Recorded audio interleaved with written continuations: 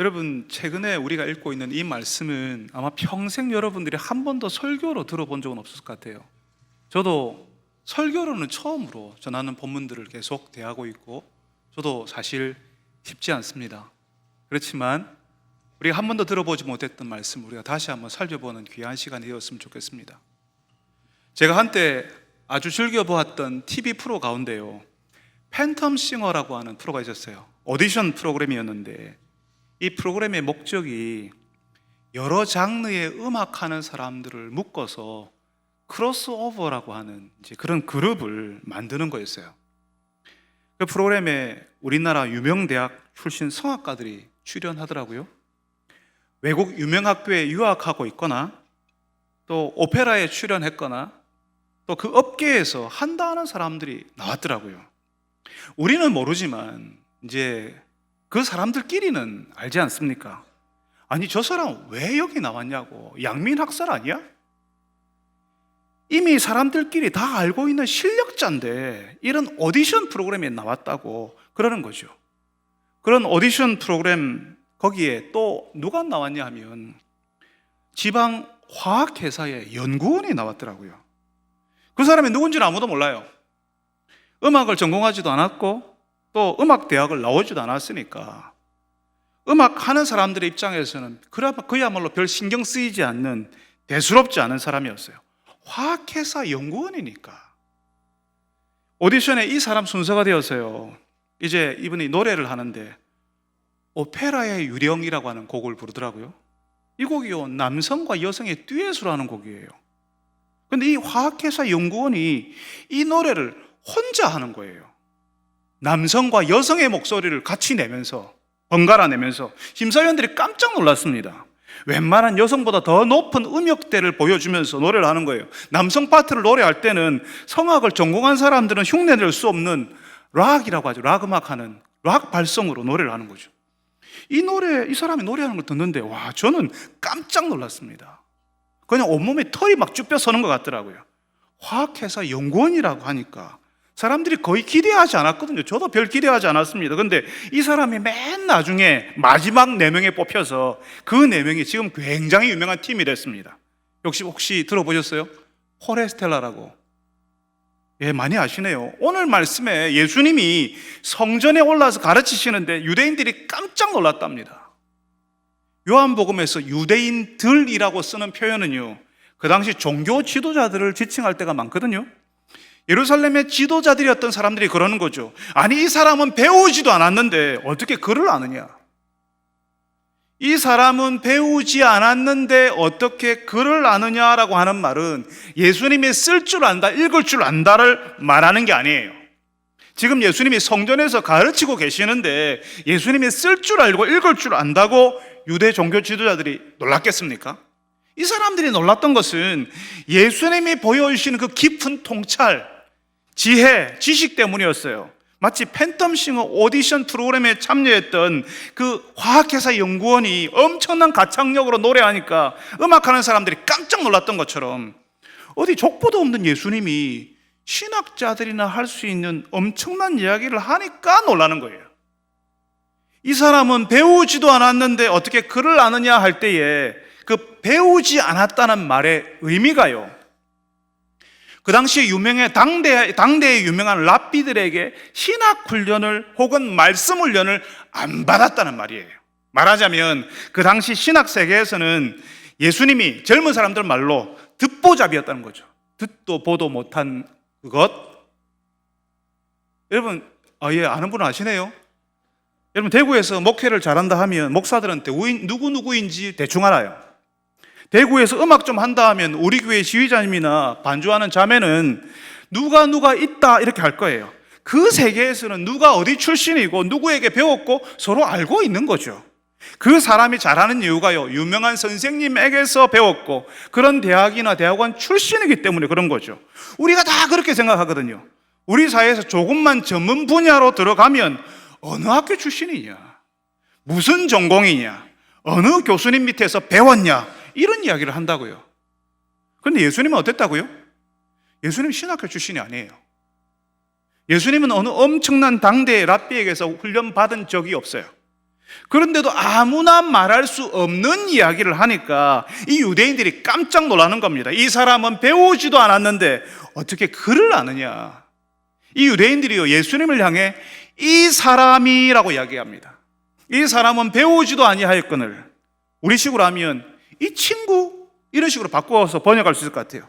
이 친구 배운 적도 없는데 그렇게 말하는 조금은 무시하고 하대하는 방식의 표현이에요. 이 유대인들에게 존중받고 대접받으려면 이 사람들이 대단하게 여기는 학교를 나와야 되거든요.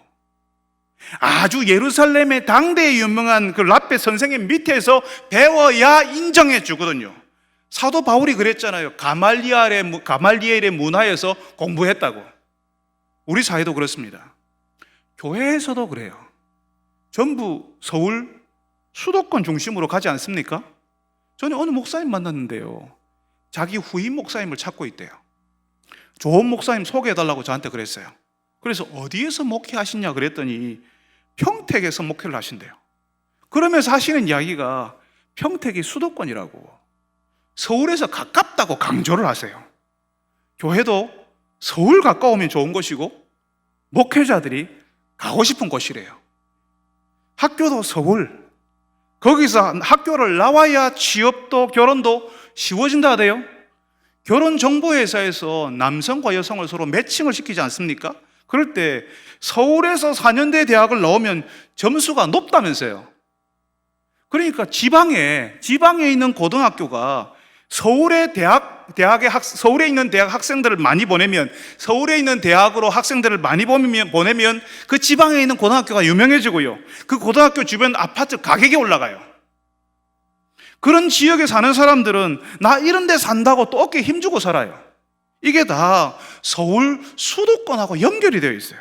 내가 서울 수도권에서 학교를 다닌 적은 없거든요. 그냥 서울에 있는 대학에 학생들 많이 보낸 고등학교를 나왔는데도, 그 학교를 나왔기만 했는데도, 내가 그런 고등학교 주변 아파트에 살기만 해도 그냥 어깨에 힘을 주는 사회에 우리가 살고 있어요. 서울에 있는 학교를 나왔고, 서울에 있는 학교에 자녀를 보냈고, 그런 학교에 학생들 입학 많이 시키는 학교와 학원과 주변 아파트에 살고 있고, 그래서 자신의 형편이 너무 자랑스러우면요, 자신의 지금 살고 있는 형편이나 자신의 모습이 너무나 자랑스러우면 예수님 가르치시는 것이 우습게 들려요. 예수님 말씀이 잘 안 들린다고요.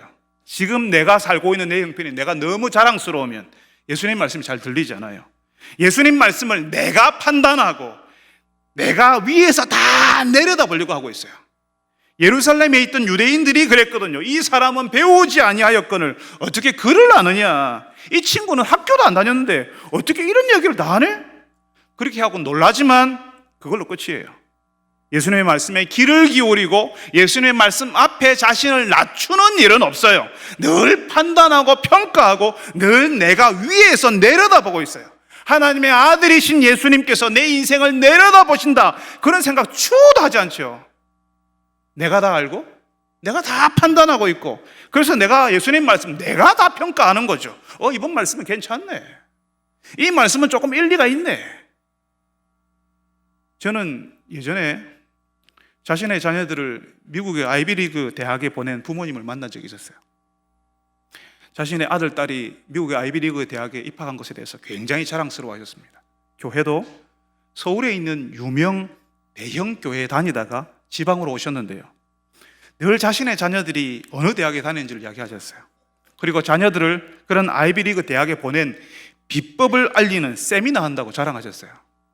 교회에서는 당신들이 얼마나 유명한 교회에 다니는지를 이야기했고요, 자랑스러운 교회를 다니다 왔으니까 여기 지방에 있는 교회에서는 배우는 거 안 한다고 했어요. 그 유명한 교회보다 더 대단한 것이 여기 있겠냐는 거죠. 여러분, 그분들이 교회에서 존경받는 리더가 되었을까요? 성도들이 그분들을 따랐을까요?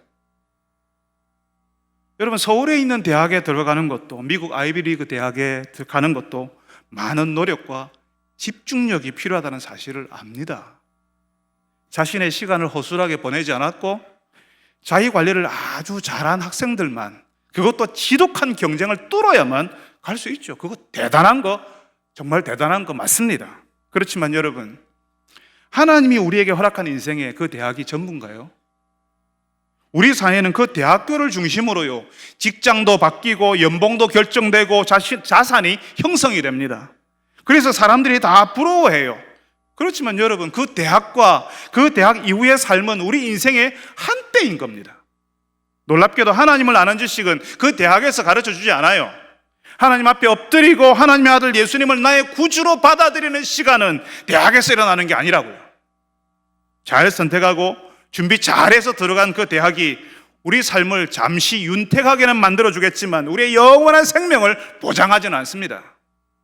어느 대학을 나왔든, 아니 대학을 나오지 못했든, 지방 조그만 교회를 다니든 하나님 말씀 앞에서 자신을 내어놓고 겸손하게 하나님의 은혜를 구하는 사람에게 영원한 생명이 찾아오는 겁니다. 하나님께서 그 인생을 귀하게 사용하는 거예요. 나중에 하나님 앞에 가지고 나가게 되는 것은 대학 졸업장 아닙니다. 그 대학 이후에 받았던 연봉, 거기서 형성된 자산, 그거 가지고 가는 거 아닙니다. 하나님을 겸손히 섬기며 살았을 때, 예수님을 따르는 인생을 살았을 때 내 인생의 끝에 맺히게 되는, 내 인생의 끝에 달리게 되는 그 열매를 가지고 하나님 앞에 나가는 겁니다. 여러분, 큰 교회에서 하나님의 말씀 들을 만큼 들었고 배울 만큼 배웠으니까 이제는 안 배워도 되지. 내가 설교를 얼마나 오랫동안 들었는데, 어린 목사가 전하는 말씀, 지방 조그만 교회에서 전해진 말씀은 내가 다 판단하고 평가할 수 있지. 그런 방식은 예수님이 원하시는 게 아닙니다. 하나님의 말씀을 얼마나 많이 들었냐, 그래서 얼마나 많이 알고 있냐가 중요한 게 아니에요. 그 말씀의 사람으로 내가 살았냐, 그래서 말씀에 순종해서 살았던 흔적이 내 인생의 끝에 열매로 맺히게 되었냐, 그게 훨씬 중요한 거죠. 저는 대학을 나오지 않은 성도이지만, 그래서 대단한 연봉을 받지도 못했고 사람들에게 주목받지도 못했고 엄청난 자산을 형성하지도 못했지만, 하나님의 말씀을 마음으로 받아들고 예수님처럼 사람들을 품어주는 성도를 볼 때 저는 목사가 된 기쁨이 있습니다. 목사를 부끄럽게 하는 성도들을 제가 교회에서 만납니다. 그분들을 볼 때마다 하나님, 내가 이 성도의 목사인 것이 감사합니다. 내가 이런 성도에게 말씀을 전하게 해주셔서 감사합니다. 이런 성도를 만나게 해주셔서 감사합니다. 그렇게 기도합니다. 여러분, 우리는 어느 대학 출신인가가 중요한 것이 아닙니다. 내 인생의 끝에 어떤 열매가 맺히게 될 것인가가 훨씬 중요한 거죠. 사랑하는 여러분들이 하나님의 말씀을 위에서 바라보고 판단하는 사람들이 아니라 그 아래에서 겸손하게 고개 숙일 줄 아는 분들이 되시기를 바랍니다.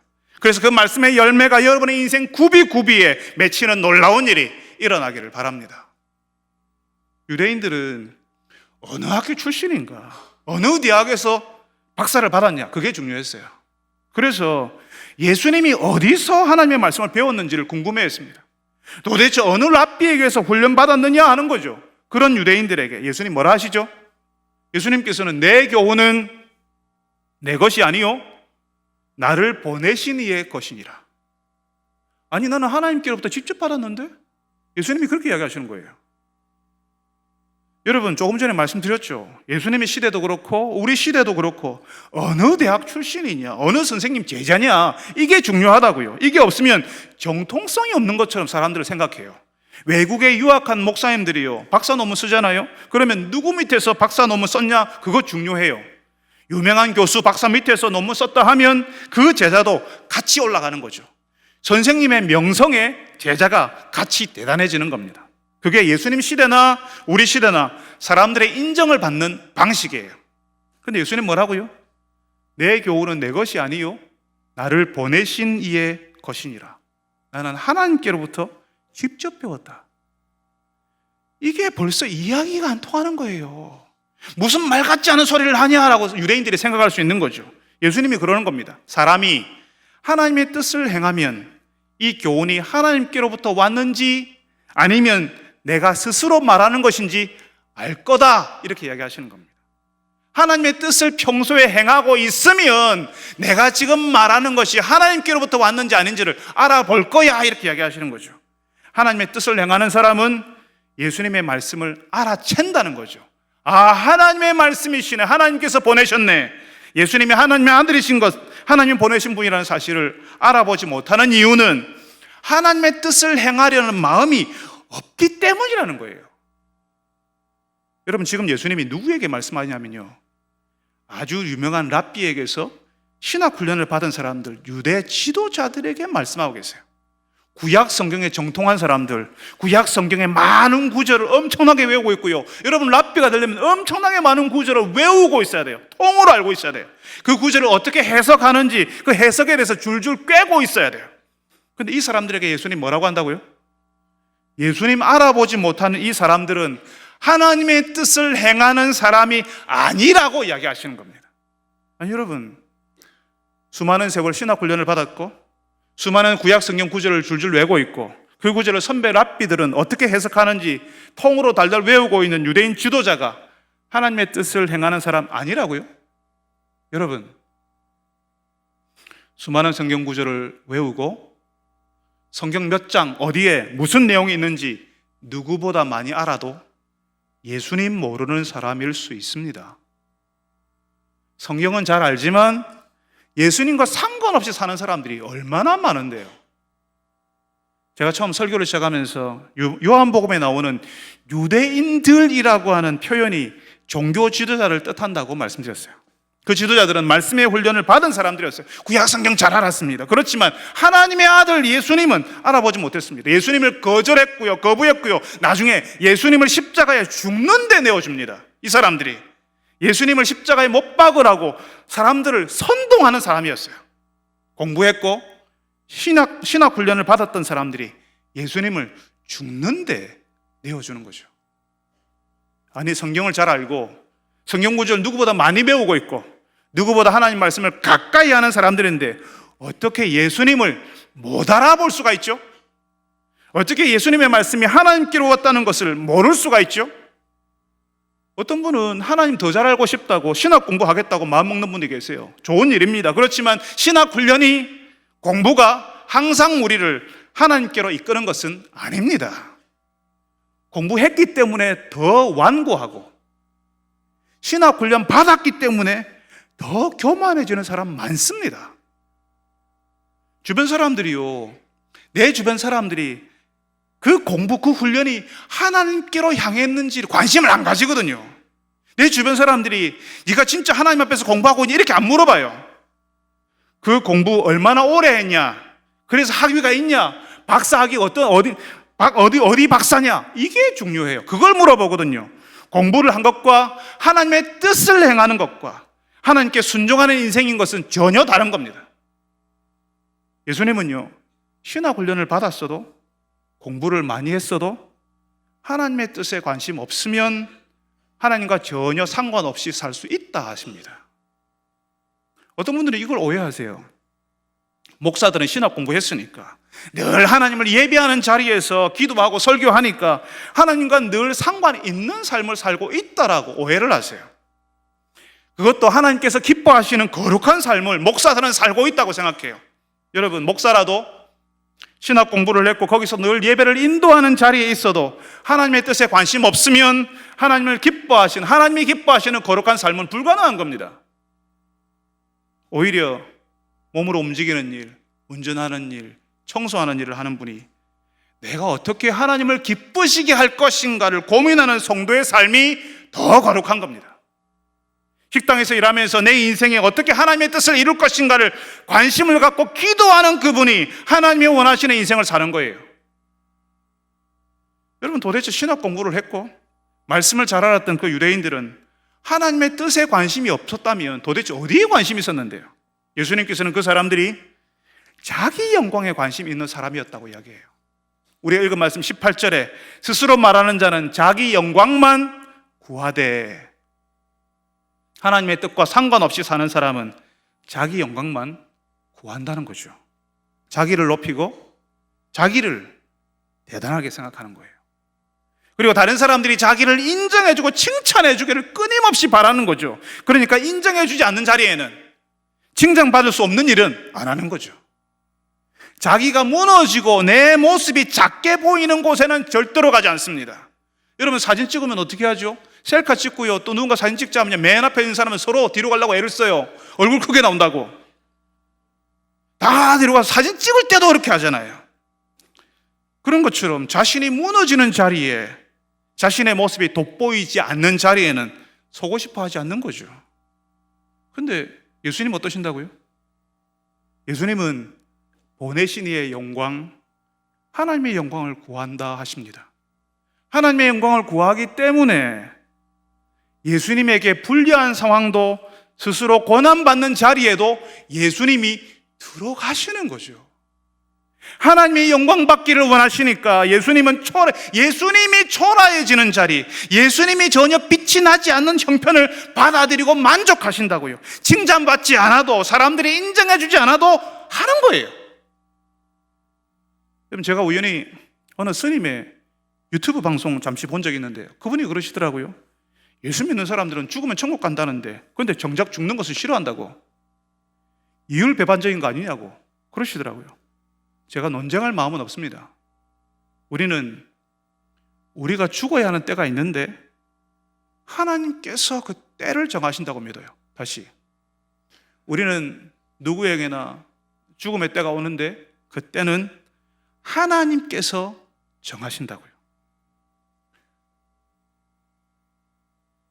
우리가 죽기를 싫어하는 것이 아니라 하나님께서 그 때를 정하시기 때문에 그 하나님께 그걸 맡기는 거죠.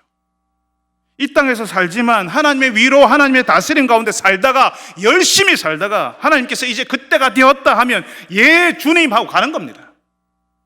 하나님의 다스림 가운데 살면 이 땅에서도 평안을 누리고 하나님의 나라를 경험하면서 살아요. 그렇지만 우리가 죽음의 문을 통과해서 경험하게 될 하나님의 나라는 우리가 이 땅에서 뭘 상상하든 그것보다 훨씬 좋은 겁니다. 어떤 분이 그래요. 천국에서 골프 칠 수 있습니까? 골프 없으면 무슨 재미로 삽니까? 하는 그런 분들이 계시더라고요. 그분들 생각은 골프가 그 인생의 최고 재미니까 그런 말 하시겠죠. 고작 골프 경험 가지고 천국 하나님의 나라를 생각하려니까 우리가 얼마나 모자랍니까? 하나님이 하시는 일을, 하나님께서 우리에게 주시는 것을 겨우 기껏 골프만큼 재밌습니까? 골프만큼 신이 나나요? 이렇게 묻는 거잖아요. 예수님이 하나님의 때를 따라서 일하셨던 것처럼 예수 믿는 우리도 이 땅에서 일하는 때가 있고 우리를 부르시는 때, 우리 인생을 정리해야 되는 때가 있다는 사실을 압니다. 우리는 그걸 생각하면서 준비하면서 사는 거죠.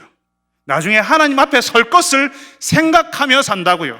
하나님의 영광, 하나님의 뜻을 생각하며 사는 사람들은 그러니까 하나님이 무엇을 기뻐하실 것인가, 내 인생이 어떻게 하기를 원하실까, 그거 생각한다고요. 그렇지만 자기 스스로 자기 영광을 위해 사는 사람들은 어떻게 하면 유명해질 것인가, 어떻게 하면 내가 돋보이고 사람들에게 어떻게 인정받을까, 어떻게 하면 사람들 위에 올라갈 것인가, 그거 생각하죠. 사람들의 인정과 칭찬에 목이 말라서 그것 얻으면 너무너무 기뻐하고 그것 없으면 세상에서 내가 제일 불행한 사람인 것처럼 자기를 괴롭히면서 사는 거예요. 여러분, 하나님의 뜻이 내 인생에 이루어지기를 바라는 사람, 하나님의 영광을 추구하는 사람들은요, 예수님처럼 자신이 초라해지는 자리, 빛이 나지 않는 자리에 있어도 기뻐하고 만족할 수 있습니다. 칭찬받지 못해도, 사람들이 인정해주지 않아도 하나님이 기뻐하신다면 하는 거죠. 이건 신학 공부 많이 한다고 되는 거 아닙니다. 하나님의 사랑을 알아서 나도 하나님을 사랑하는 사람으로 살고 싶은 거예요. 그래서 내가 커지는 것이 아니라 사람들이 하나님 아는 것이 좋고 하나님의 일이 되는 것이 좋은 거예요. 하나님과 함께 세월을 보내면서 내 인생에 일하신 하나님을 보고 감사하는 겁니다. 여러분, 이 세상은 내가 커져야 돼, 내가 커져야 돼, 이렇게 이야기합니다. 그렇지만 예수님은 아니야, 하나님 아는 게 더 중요한 거야, 이렇게 말씀하십니다. 사랑하는 여러분들이 하나님을 알고 하나님의 뜻을 추구하는 분들이 되시기를 바랍니다. 내 인생에 행하시는 하나님의 뜻을 발견하고 기뻐하고 하나님을 즐거워하는 분들이 되시기를 바랍니다. 이제 예수님은 유대인들 마음속 은밀한 계획을 폭로하십니다. 우리가 읽은 말씀 19절에 모세가 너희에게 율법을 주지 않았냐? 너희 중에 율법을 지키는 자가 없네. 너희가 어찌하여 나를 죽이려 하느냐?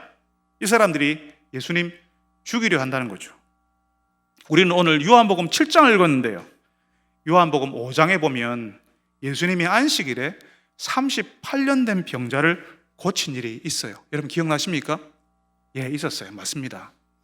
그때 예수님이 안식일에 병자를 고친다고 유대인들이 싫어했는데요, 그래서 유대인들이 그랬어요. 아니 왜 안식일에 병자를 고치냐고, 안식일을 범하냐고, 다른 날도 있는데 그때 다른 날 하면 되지. 그러니까 예수님이 내 아버지께서 일하시니 나도 일한다 그랬습니다.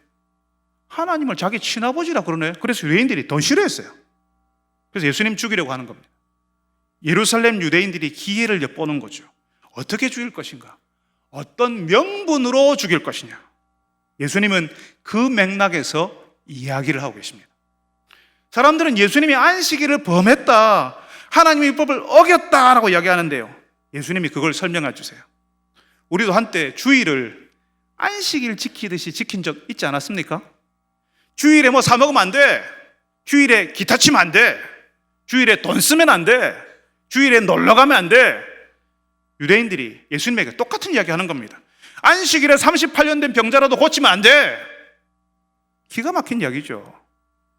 여러분, 다른 나라가 예전에 유대에 쳐들어왔을 때요, 안식일에 공격을 했어요. 그러면 유대인들이 안식일에 일하지 않으니까, 그 일하지 않는다는 계명을 굉장히 엄격하게 지키니까 무기력해지거든요. 얼마 전에 최근에 이스라엘에 하마스가 기습 공격을 하지 않았습니까? 그래서 지금 아주 큰 전쟁으로 이렇게 비화됐잖아요. 그 기습 공격도 안식일 새벽이었어요. 그 안식일에 대해서 예수님이 이제 설명해 주시는데요, 유대인들은 남자아이가 태어나면 8일째 되는 날 할례를 행했어요. 남자아이의 성기의 포피를 조금 잘라내는 의식을 행했습니다. 하나님의 백성이라고 하는 표시를 몸에다 남기는 거죠. 남자아이가 태어난 지 8일째 되는 날이 안식일이어도 할례를 시행했습니다. 예수님이 그 말씀하시는 거예요. 아니 너희들은 안식일에도 할례를 행하지 않냐? 안식일에 할례는 행하면서 38년 된 병자를 고치는 것, 사람의 전신을 온전하게 하는 것은 안 되냐? 내가 안식일에 병을 고쳤다고 그렇게 화를 내고 있냐? 이렇게 예수님이 말씀하십니다. 여러분, 예전에 우리가 주일 거룩하게 지키는 것을요, 뭘 안 하면 거룩하게 지키는 것이라고 생각했어요. 주일에 돈 쓰지 않고, 놀러 가지 않고, 세상 악기라고 기타 안 치고, 드럼 안 치고, 뭐 그렇게 생각했어요. 우리가 오랫동안 그런 방식에 익숙해져 있었습니다. 그래서 주일에 돈 쓰면요, 막 화를 내면서 야단쳤어요. 주일을 거룩하게 안 지킨다고. 청년들이 교회에서 기타 치면요, 또 야단치고요. 드럼 치겠다고 하면 교회에서 무슨 드럼이냐고 화를 냈습니다. 피아노는 되는데, 올게는 괜찮은데, 심지어는 바이올린도 괜찮은데 기타는 안 돼. 드럼은 더 안 되지. 주일 오후에 교회 성도들이 다 같이 야외 예배 드리고 가는 건 괜찮은데 오후에 따로 가족들이 놀러 가는 건 안 돼. 돈을 써도 안 되는 거죠. 심원분들은 차도 안 탔어요. 오직 주일을 거룩하게 지키겠다는 일념으로. 유대인들이 그랬다니까요. 어디 안식일에 병을 고치고 그랬습니다. 근데 예수님께서 뭐라고 하신다고요? 유대인들의 논리를 무너뜨리는 거죠. 안식일에 할례는 행하면서 왜 병을 고치는 것은 안 되냐 하시는 겁니다. 사람을 살리는 일, 온전하게 하는 일은 하나님께서 기뻐하신다, 이렇게 하시는 겁니다. 여러분, 우리가 오랫동안 어디에 익숙해 있었냐 하면요, 뭘 안 해야 되는지에 익숙해져 있었어요. 주일에 돈 쓰면 안 되고, 놀러 가면 안 되고, 기타 치면 안 되고, 드럼도 안 되고, 강단에 신발 신고 올라가도 안 되고, 다 안 되고, 하지 말아야 될 것에 익숙해져 있어요. 예수님은 어떻게 하신다고요? 사람을 살리신다고요. 사람을 회복해 하시고 좋아지게 하신다고요. 사람을 위해서 뭘 하시는 거예요. 우리는 오랫동안 뭘 안 해야 되는지, 뭘 안 하는 것이 잘 믿는 것이라고, 잘하는 것이라 생각했는데 예수님은 사람을 위해서 뭘 하신다고요. 그게 하나님을 기쁘시게 하고 잘 믿는 거라고요. 우리 교회는 교회 학교 시간이 오전 11시예요. 여러분 혹시 기억하실지 모르겠는데 불과 15년 전만 해도 오전 9시에 아이들이 모였어요. 수십 년 전부터 교회들이 대부분 그랬습니다. 제가 어릴 때도 그랬어요. 그래서 꼭 그 시간에 은하철도 999 했거든요. 저는 한 번도 못 봤습니다. 우리 교회 부장 선생님과 총무 선생님에게 교회 학교 시간을 오전 9시에서 11시로 옮기자고 했어요. 늘 9시에 모이는 게 익숙했던 선생님들에게는 굉장히 불편한 이야기죠. 그분들이 다 반대했습니다. 일단 11시에 모이면 9시에 모임하는 다른 교회에 우리 아이들을 빼앗긴다는 게 첫 번째 이유였어요. 두 번째는 11시에 모이면 학원 가는 아이들 어떻게 합니까? 그 시간에 다 학원 가버릴 텐데 우리 모이는 아이들이 다 줄어들 겁니다. 그랬습니다. 근데 제가 우리 교회 담임 목사로서 유치원 다니는 아이들, 초등학교 다니는 아이들 주일 아침에 잠 좀 재워주고 싶었어요. 주일 아침에 9시 오려면요, 좀 멀리 있는 친구들은 7시, 7시 반, 최소한 8시에는 일어나서 준비해야 되거든요. 8시에 준비해서 와도 늦어요. 주일에 어른들도 늦잠 자고 싶어 하는데, 청년들은 정오 12시가 다 되어도 거기 안 일어나는 청년들이 태반인데, 유치부, 초등부 아이들은 전 9시에 모여야 한다는 게 이상하지 않습니까? 그때는 대부분의 교회들이 다 9시에 모이니까 그게 익숙하니까 아무도 이의를 제기하지 않았습니다. 그렇지만 우리 교회는 11시에 모이자고 했어요. 아이들을 많이 모으겠다는 욕심 아니었습니다. 그냥 아이들 잠 좀 더 재우자고요. 그 나이 때 아이들이 아침에 늦게까지 자야 되거든요. 저는 그게 주의를 잘 지키는 것이고 하나님 앞에서 사람을 회복하는 일 중 하나라고 믿었습니다. 그렇게 해보니까 다른 교회에 우리 아이들이 가지도 않았고요, 학원에 빼앗기지도 않았고요, 오히려 나중에는 선생님들도 부모님들도 더 좋아하셨어요. 아이들도 잠을 더 자니까 당연히 좋아했겠죠. 여러분, 우리가 사람을 살리는 일, 회복하는 일을 하려고 해야 됩니다. 우리에게 익숙한 것에 계속 머무는 것이 아니라, 뭘 안 하겠다고 하는 것이 아니라 무엇이 사람을 살리고 좋아지게 하는 것인지를 생각하고 그걸 하려고 해야 되는 거죠. 사람 살리고 회복하는 일이 우리 눈에 보이게 해달라고 기도해야 됩니다. 우리가 익숙해지면 하나도 보이지 않아요. 늘 자연스럽고 늘 당연하고 이게 이상하지 않고, 하나님, 사람을 살리는 일이, 회복하는 일이 우리 눈에 보이게 해주십시오라고 해야 그게 눈에 보이고 그걸 바꾸어 나가고 새로운 것으로 넘어가게 되는 거거든요. 여러분, 사람 살리고 회복하는 그 일이 우리 눈에 보이게 해주옵소서라고 기도하시기 바랍니다. 사랑하는 여러분들이 익숙한 데 머물러 있는 것이 아니라 사람을 살리는 일에, 회복해 하고 좋아지게 하는 일에 참여하게 되기를 바랍니다. 우리의 가정에서, 일터에서, 사랑방 모임에서 무엇을 해야 더 좋아질 것인가 고민하고 애쓰는 여러분들이 다 되시기를 바랍니다. 거룩하신 하나님, 우리가 여전히 학벌이 우위가 되는 세상에 살고 있습니다. 그 지역에 있는 그 대학을 나와야 다른 모든 것들이 달라진다고 철석같이 믿고 있는 세상에 우리가 살고 있습니다. 주님, 그런 때에 우리가 하나님의 영광을 추구하는 자들이 되게 하여 주옵소서. 우리 인생의 끝에 어떤 인생의 열매를 맺을 것인가 하나님 앞에서 자신을 들여다보며 우리의 날들을 보낼 수 있게 하여 주시옵소서.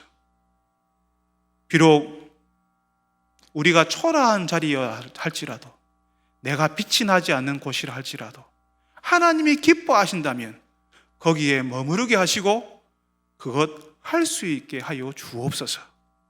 주님, 사람을 살리는 일, 회복해 하는 일이 무엇인지 우리가 돌아보게 하시고 생각하게 하시고 그것 하는 사람들, 그것 하는 공동체가 되게 하여 주옵소서.